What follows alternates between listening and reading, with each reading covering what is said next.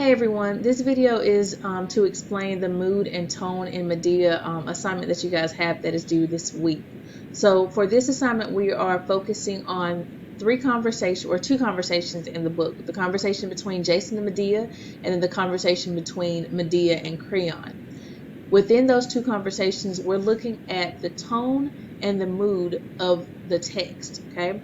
So I want to go over tone and mood with you fairly quickly. So tone is the attitude a writer takes towards a subject, or how the writer feels about the subject.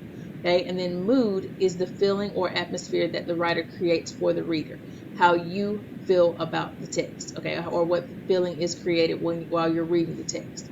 So when you're looking at communication and mood, it's harder to interpret written mood and tone because you have to kind of infer what mood or tone is being taken. Almost like when you're texting someone and you're unsure what tone is being portrayed, because you might see it one way, they might see it a different way.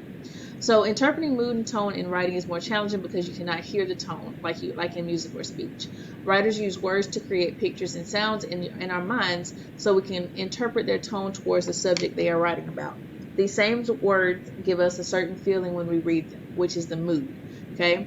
Once again, moods can vary. So just because I take a particular mood from the text doesn't necessarily mean that you will feel the same way. So there is no right or wrong about it. However, you can look at the extremes. So if something is written and you can tell that the author's tone is very sad and melancholy, most likely the mood that it creates in the reader will not be something that's happy. So 9 times out of 10, the mood and the tone will match. But it might be varying. So it's something that makes someone sad might make someone else angry, but it won't be a positive to negative or response.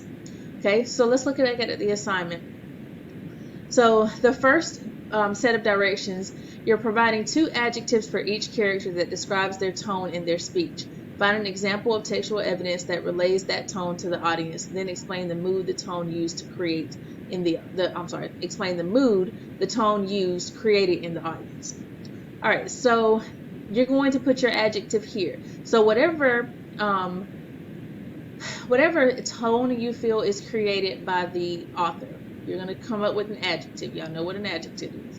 So you're going to come up with an adjective for that, and then you're going to give me textual evidence that shows where that adjective is being used. And then you're going to explain how your tone, which is your adjective, how that tone creates whatever mood it is you feel is created from that text. So in other words, if you feel